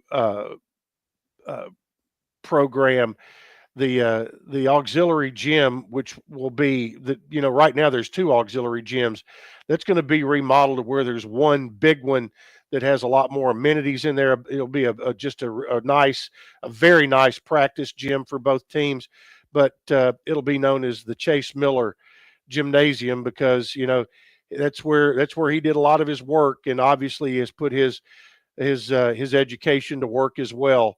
Down in Texas. When you make a 7-figure donation to the athletic program, you tend to get something named for you. So it will be the Chase Miller Gym. And, you know, if he was probably the most popular walk-on, I would say he has he cemented cleared that up. Cemented that, yeah. Yeah, I would say he is definitely the most popular walk-on in Middle Tennessee State. Maybe not just basketball, maybe athletic history, after making a 7-figure, and which is very vague, but I mean, I guess it's on point enough. We know what 7 figures is. You at least know what the minimum is. At its minimum. Yeah. At its minimum, 7 figures. We don't know what 7 figures, but we know it's 7 figures that Chase Miller has pledged to the Bill Blue campaign. And, he's certainly popular with Chris Massaro and Sidney McPhee right now. Well, there's no question about that, and Chase is popular with anybody that he meets. He whenever he's back in town, he always comes by, makes sure, slaps me on the back, and make sure we get a chance to talk or whatever. And whenever we're in Texas, playing any of those schools, which we don't have North Texas and San Antonio and Rice to go play anymore, but he would always come to those trips. He would come over and hang out with us at the hotel when we were at the Conference USA tournament at the Star and all that. But obviously, really proud of Chase, of his successes in business, and I'm even more proud of him because in a time, in a day and age when loyalty has kind of gone out the window a little bit, Chase has sure shown that he remembers where he came from, and for people who did him right during his college days, he is returning the favor these days, and it's really heartwarming to see that. Absolutely. Again, this was announced Monday that Chase is making a 7-figure donation to the Bill Blue campaign, and it's just great to see. Join the basketball team in 2015, according to this release. Played in 2 NCAA tournaments in NIT and participated in 2 NCAA tournaments in NIT and a total of 92 wins in his 4 seasons. So he was around for some good stuff.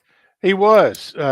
The Chaser was he was around. So just really tickled with that for him, and I can't wait for him to come up to a home game and they get to recognize him and the fans get to show him one more time how much they appreciate him.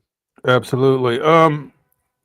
Chip, we don't talk a lot of volleyball on Main Street Sports today, but we're going to make an exception today because Andy Spies is this week's Conference USA Freshman of the Week. It is her 4th, which I would think would kind of put her on line to possibly be Freshman of the Year.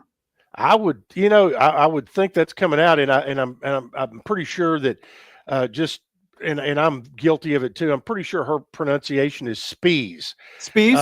Okay. And right now, in middle is right kind of in the middle of the pack.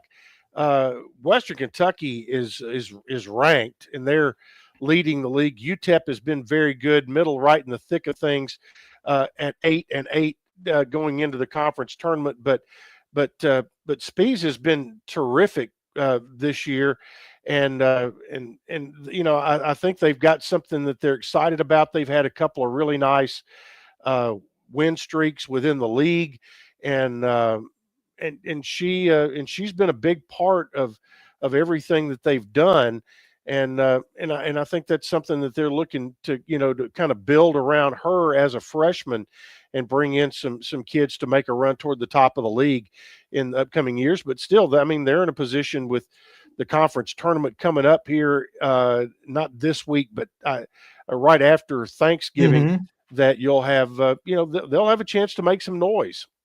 Yeah, Middle finishes up its home portion of the season November 15th and 16th, which I guess is Friday and Saturday. Friday against and Saturday. New Mexico State. 6 o'clock on Friday, 1 o'clock on Saturday. So get out and see Andy Spies and the Lady Raiders. Do they still play at Alumni? You ought to see Alumni Gym. I mean, they've made it their home. It is a total volleyball arena now. I mean, all kinds of graphics and stuff. And I tell you put a crowd in there. I mean, it's a hot box to play. Oh, I bet it is, with those seats up over the floor and all that. Yeah, that if I go, I'll have to come into Murphy Center and go through the tunnel to get over there, though. I know. And the little known, one of the great secrets of the MTSU campus, the tunnel between Alumni Gym and Murphy Center. Yes, sir. Chip, I'm always fascinated about intra-squad situations, preseason scrimmages, that kind of thing, and we've talked about it on this show, you don't know whether the offense was great or the defense was awful. I mean, as a coach, you don't know how to grade it. Well, the Blue Raider baseball team played their Fall World Series this past week, and it wrapped up with a 19-0 victory for Team Snyder over Team Wirtz. And, if I am the coach, I don't know how I feel about that. I know Jerry Myers has got to be scratching his head because he is, Jerry is not only the head coach, he's pretty much in charge of pitching. And Kevin Nichols, his associate head coach, is pretty much the offensive coordinator for baseball. And I haven't had the opportunity yet to talk to Coach Myers about it and get his take on exactly that question. His Coach Myers' comment was, it was a very competitive series until the blowout inning in Game 3, and apparently I'm trying to see what inning it was. The fourth, where things got out of hand. It was the fourth when Team Snyder scored 11 runs. Okay, so there you're looking at outside of that, it would have been 8-0. But yeah, in that, they had 18 extra base hits in the series. 19 came on Sunday without a home run, and the combination of extra base hits and plate discipline helped up nearly 20 runs to take Game 3 in the World Series. So there you go. It'll be interesting to see what they have to say. I know right now, I'm sure Kevin Nichols, the offensive coordinator and hitting coach, he is saying it was all about the bats. And no doubt. Well, there was offensive output. There was one piece of defense, at least, because I saw a catch on Twitter or X by former Columbia standout Connor Bowden out in center field. So nice to see the freshman, doing some good things over there in the fall. Hopefully that will carry over into the spring for the ex-Lion there. Finally, Chip, real quick, want to get your thoughts on former Kennesaw State football coach Brian Bohannon. Boy, that one is a head scratcher to me, and I've seen it, pretty much universal from what reaction I've seen on Twitter about it, and especially from Atlanta area media, is what were they thinking? Because here's Brian Bohannon, a guy who started this program from scratch, had 5 double-digit win seasons in his one tenure, AA or in FCS. in FCS, and this being the first year in FCS, FCS, no FBS now. FBS, there we go. 1A, and they have a signature win over a team that went to the Fiesta Bowl last year. And I'm telling you, by noon on Sunday, everything about him was off their website. So it does not smell like a resignation. It wasn't. And he said as much late Sunday night. They initially put it out as a resignation. He later said, I didn't resign. And it's good for him. Good for him. And it's it has the feel that, was there something more to it than just not having a great first season after moving up. My goodness. I mean, not everybody is going to move up and have a year like James Madison had. That's just not going to happen because, in more times than not, it's not going to happen. Right. And everybody in the coaching world, just had nothing but great things to say about Brian Bohannon and the job he had done there. You don't know whether it was a quote unquote inside job or whatever, or do they have somebody on their radar that they feel like they've got to make room for now? I don't know.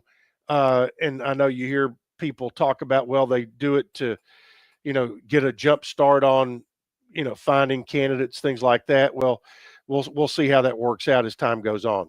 Yeah. Great. Their one win, like you said, was Liberty. Yeah, when they were exactly. undefeated. I mean, what a way to make your first ever FBS win. Yeah, and it was a close game at our place, but like I said, it's a bit of a head scratcher. Great article on the Atlanta Journal-Constitution website, ajc.com, on this situation. But yeah, it does not pass the smell test by any stretch, but wanted to get your input on that. Chip, as always, we appreciate it and look forward to catching up with you next Tuesday. We may have to talk about that. Tuesday of next week is a travel day we might want to even look at if it's possible to swap Tuesday for Wednesday next week, simply because Wednesday I know is an open day for us once we get down there on Tuesday night. That's right. Okay. To Myrtle. We'll talk. All right. For Thank you, you, we'll sir. do that, Chip. Absolutely, we will. Thank you, sir. Thank See you. you. Bye. Let's take a quick break here on Main Street Sports Today, presented by the Tennessee Orthopedic Alliance of Columbia. When we come back to the Lee Company studios, we'll get into an abbreviated grab bag. Stay tuned.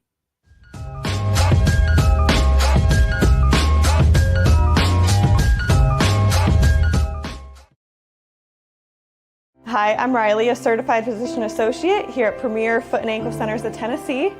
We have a couple locations, Murfreesboro, McMinnville, as well as Franklin. We treat people of all ages. We're excited to get you back on your feet and hope we can help you today. Call us today to schedule an appointment. We look forward to seeing you. Because here at Premier Foot and Ankle, we believe that The journey begins with happy feet. He shoots, and he scores!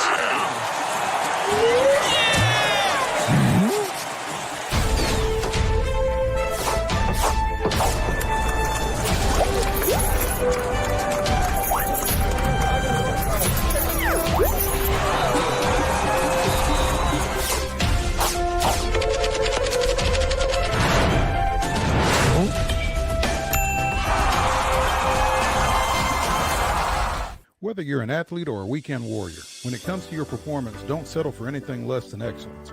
We're proud to announce that Mid-Tennessee Bone and Joint Clinic is now Tennessee Orthopedic Alliance of Columbia, where we are redefining sports medicine and orthopedics. Tennessee Orthopedic Alliance's team of expert sports medicine physicians understands the unique demands of your body. TOA Columbia specializes in personalized orthopedic care, offering state-of-the-art treatments for everything from sports injuries to joint replacements. Learn more at toacolumbia.com.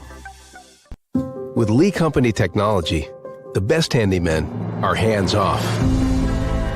Lee Company techs have been using visual findings and other smart technology tools for years to add transparency and virtually take customers along. You see what we see, whether we're in a crawl space or on a roof.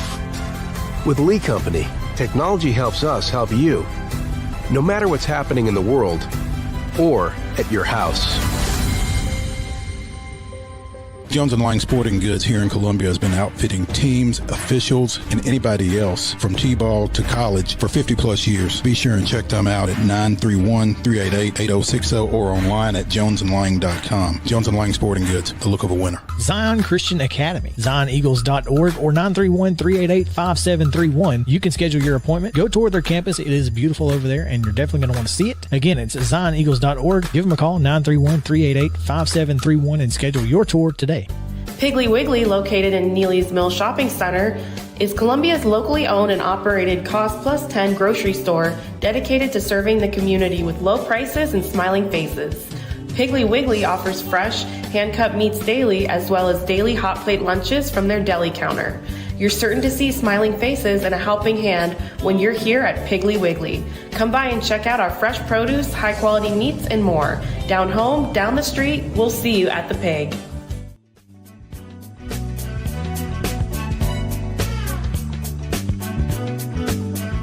Top 5 Tuesday continues here on Main Street Sports Today, presented by the Tennessee Orthopedic Alliance of Columbia. I'm Maurice Patton, that's Wade Neely. In our final segment of the show, Wade and I will give you our top 5 underrated rivalries. Right now, though, it's the grab bag. And as we mentioned at the start of the show, scrolling through Twitter as we are wont to do, it seems that the question of whether Charlie Morton will return for yet another season of Major League Baseball has been answered. According to Jeff Passan of ESPN, Morton does intend to pitch in 2025. Now, the next question becomes where? Because he is a free agent after going 8-10 with a 4.19 ERA for the Braves this past year. 167 strikeouts and 165 and a third innings pitched. 65 walks. But I will tell you, as a Braves fan, it felt like more. So, do the Braves bring him back? Does he go somewhere else? Stay tuned. But Charlie Morton says he intends to be on somebody's Major League mound next year. Seems like that was the first piece of the puzzle, right? Is he coming back? Now the question is, where? Is he coming back here? Yeah. And, it's tough because I feel like, as you follow Twitter and you follow Braves Country Twitter, I'm not sure that they necessarily want him back.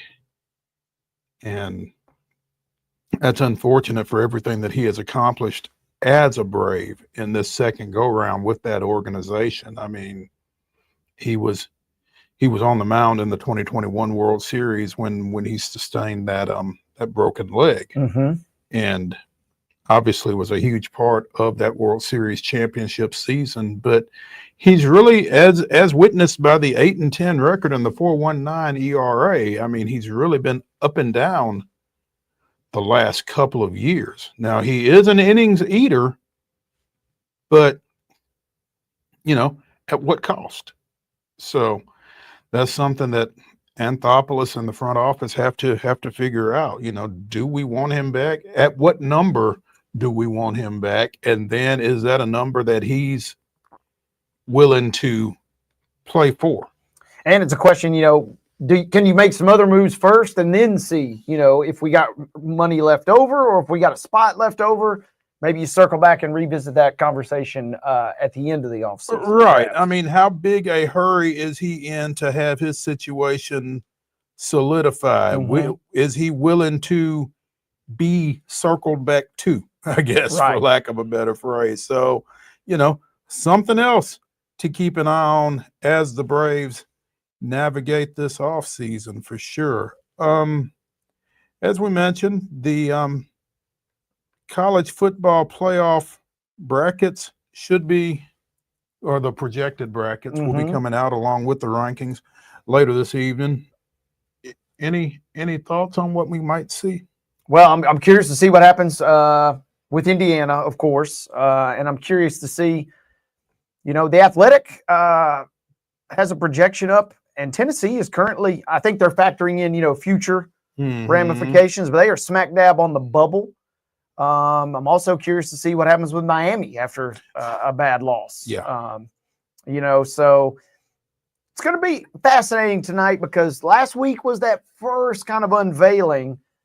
And tonight, it'll be interesting to see kind of where the puzzle pieces kind of get further solidified. I think, obviously, Oregon, as long as they keep winning, they're going to be firm at your number one. It almost feels like, right, it's got to be Texas. As long as they keep winning, and if they win out, they will end up, as your number two. But we know that not everybody keeps winning. So a lot to be played out here. And SMU, do they get in, kind of crack the code here? Because with Miami taking a tumble, they're right there on the doorstep. They really are. SMU of the ACC. Got a chance to get in. I mean, a top 4 seed is very much in play for them. And, if you're Miami, everybody seemingly was waiting for them. They've had so many close calls all year. And then Georgia Tech finally is the one that takes them down. And Georgia Tech has been a thorn in Miami's side Oh, yeah. Previously. So it's not a great shock that it was the Yellow Jackets that did them in this time around as well, really given history. That, and then also other thing I'm looking, where does Ole Miss factor into this equation tonight? How much do they jump up in the rankings? Will be something I'll keep my eyes on. How much do they jump up? How much does Georgia slip? How much did Georgia slip?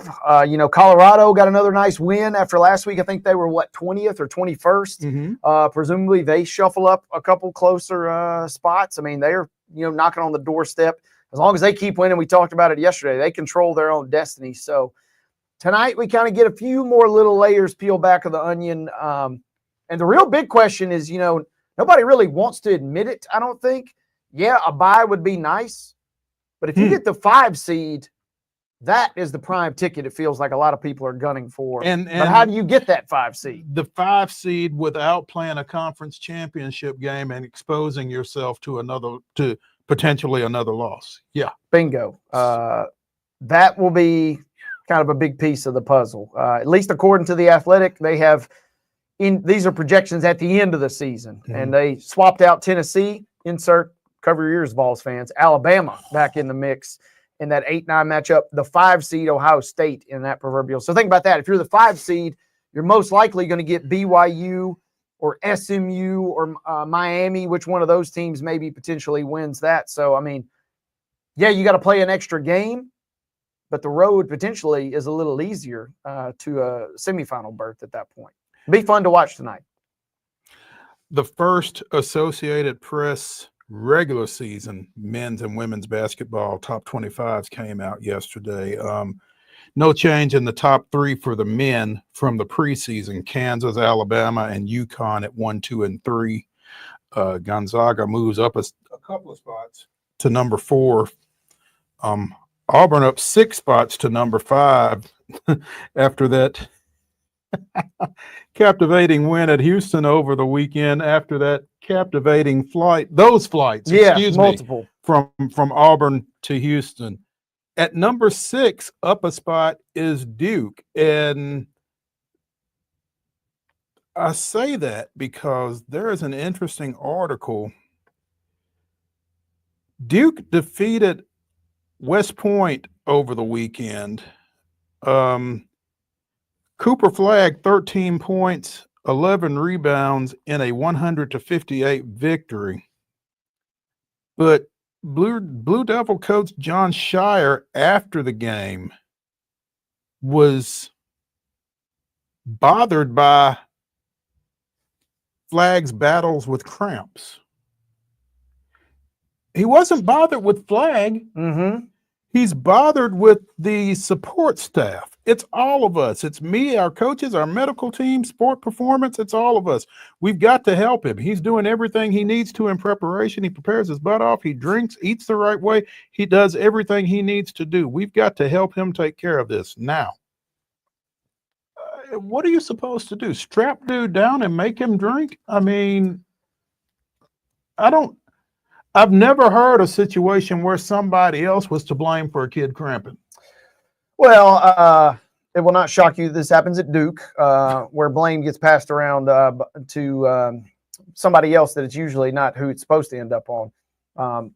Yeah, I do remember, though, they had an issue with Ben Carroll a couple years ago, too, where he had issues with cramping. So, I mean, I don't know what's really to blame. And obviously, you can get away with that. And I guess that's the ultimate thought, right, is – yeah, it's one thing when you're playing Army, but it's another thing, when you're battling North Carolina, you don't want to have an issue. So just kind of a way for Duke to end up back in the headlines, it feels like. And so a chance, to maybe – I see the logic in that sense. You certainly don't want that to become an issue, and you don't want it to happen. But it is interesting that it's kind of happened to a couple of high-profile players for them. Yeah.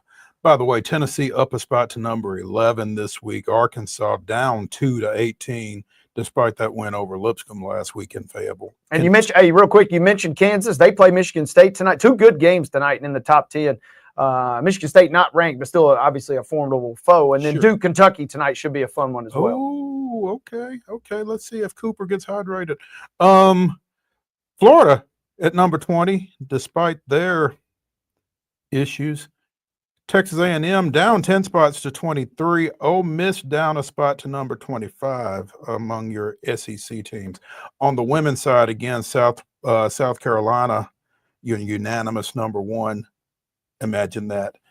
Wolverine. I mean, Michigan gave them a little bit of a scare, but they survived. So yeah, they hold down the number 1 spot. Your top 8 from the preseason still in place.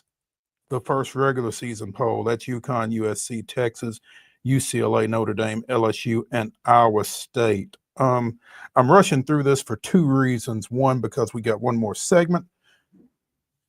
But Vanderbilt, Tennessee, and MTSU all receiving votes. So this game tonight. The battle of the 3 votes. The winner, it's like the Electoral College. The winner of tonight's MTSU Tennessee game gets to claim all the votes. There we go. With all due respect to Vanderbilt, who's got 13. So they're ahead of them both. But something we were talking about off air before the show, the National Junior College Athletic Association released its first regular season top 25 in men's basketball. And in Division I, the Chargers of Columbia State, 5-0 on the season, break through at number 24, following their wins a couple of weeks ago at the Kiwanis Classic up in Vincennes, including a win over then number 18 Vincennes University, now number 21. So congratulations to friend of the show, Winston Neal, and the Chargers. Again, number 24. They play at Volunteer State tomorrow. They play at Volunteer State tomorrow, and then they are at home at the Webster Athletic Center on Saturday to take on Pellissippi State. So go see the Chargers, the 24th ranked Chargers. Yeah, good for them cracking the top 25. That's absolutely. That's big for them. We are going to roll through this break and into our top 5 here on Main Street Sports Today, presented by MidSouth 5 Fitness. 2 great locations, one in Franklin, one in Columbia. Whatever shape it is that you're in, Thala Steel will get you in a better one. You can find him at Steel Athletes, STEEL athletes.com. They're bringing you our top 5. And today it is top 5 underrated rivalries. Again, we're not talking about Notre Dame, USC. We're not talking about the Iron Bowl. We're kind of talking those under the radar rivalries. So with that as the backdrop, and this is kind of in tribute to, the Battle of the Boulevard tonight, as Belmont goes to Lipscomb over at Allen Arena tonight, 7:00 start. You can see it on ESPN2.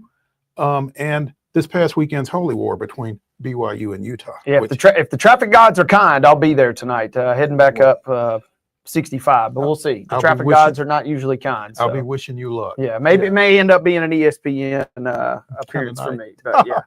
Number 1. Man, I have a massive list here, and I'm just going to pull these at random. But give me the Civil War between Oregon and Oregon State. They now know it as the Platypus Trophy, which I know Wild and Wacky's not till tomorrow, but give me Oregon State. They play for the Platypus Trophy, but it was formerly known as Civil War. So give me Oregon State. Shout out to Nate Bay. Absolutely. I have to, especially since you did not. Yeah, I did you a kindness. You did me a there. solid? Yeah. Okay. All right. Well, I'm going to take you up on it. The D-Wade to LeBron right there. Yep. Got to go with 100 Miles of Hate. MTSU in Western Kentucky. On the football field, it hasn't necessarily been the rivalry of late that, as a Blue Raider graduate, you would want it to be, but you can't go wrong with a rivalry title, 100 Miles of Hate. It's pretty good. And I was scouring the web for some interesting fodder, and this one was mentioned a couple times. Interesting that they played Murray State, though, more than Western, as Chip told us earlier. Yeah, it is. You're number 2? Number 2, like I said, I'm pulling these at random. Give me the Egg Bowl. For a variety of reasons, you're usually hungover from so much turkey you can't even, move at that point. It's always great. I mean, this is the rivalry. Dr. Bo was in the mix back in the day. And then Elijah Moore, he famously, he Yes. walked it like a dog, if you know what I mean, and took a little whiz. So, he was helping Ron Higgins predict games. And more often than not, Ole Miss has been a little better. More often than not, this game has no national significance whatsoever, but everybody still is fired up for it. And that, to me, is a good underrated rivalry. It never fails to entertain. Never fails to entertain. There's always something weird that happens in the Egg Bowl. So I got to go Egg Bowl.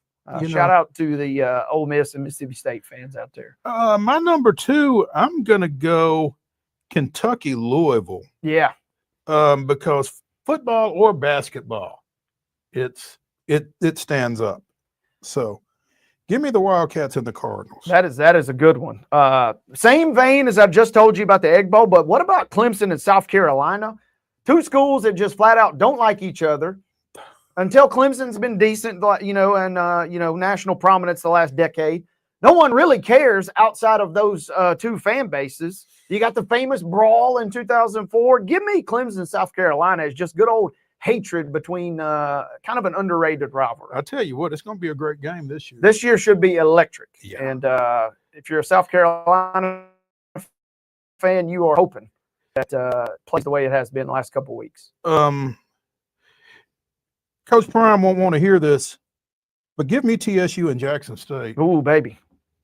They had some wars, competitively speaking. They kept it clean, but the Southern Heritage Classic down at Memphis until Dion kind of pulled J-State out of it. It's a great matchup. That's my number 3. Number 4 for me, I gotta go to the Midwest a little bit, and Iowa State is on here a couple times, I should say. But I always tune in to Iowa State, the Cy-Hawk Trophy. It's one of those games. Neither team is probably going to end up in the grand scheme of things in national prominence, but it's just a good old-fashioned rivalry, and they got a cool trophy. So I go Iowa State. There we go. It's the oldest matchup in the Southeastern Conference, maybe in college football. Give me Auburn, Georgia. Was that deep? Is that deep old-fashioned hate? Yeah. Old-fashioned hate. I mean, that's right there baked into it. Yeah, I mean, that's right there with 100 miles of hate. Yeah, that's my number 4. Up next for me, man, I still got a bunch of good ones on here. I'm going to go backyard brawl with Pitt and West Virginia. A great game. They don't play it as much as they used to. It's always electric, and you'll never forget Pitt ruining West Virginia's season with Pat White and the gang over there for the national championship. Steve Slayton, man, they were on the cusp until they weren't, thanks to the Pitt Panthers. That's always a fun rivalry game. I think any rivalry game that has a nickname has to be respected. Give me Bedlam. Man, that's a good one. Oklahoma State. And it'll be interesting. Are they playing this year now that they are not both in the Big 12? I don't know. I hope that was not a casualty of that. Yeah, it is actually. And we should have known that because that was kind of a point of consternation. Okay. So we get Texas A&M back, but we lose Oklahoma State. That's unfortunate. Hopefully cooler heads will prevail on that.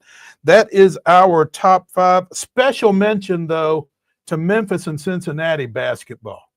Because when they were both in the same conference, be it the Metro or Conference USA or whatever it was, when I say that was a war, sometimes it was. Yeah. I got Memphis UAB on the list. They play for a 94-pound rack of ribs as their trophy in basketball. The Battle for the Bones was on my list, but it didn't make the cut. Oh, good.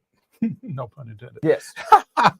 That's Top 5 Tuesday, brought to you by MIDSOUTH 5 Fitness. Again, 2 great locations, one in Franklin, one in Columbia. Check them out at Steel Athletes, STEEL athletes.com. That's going to do it for the Top 5 Tuesday edition of Main Street Sports today.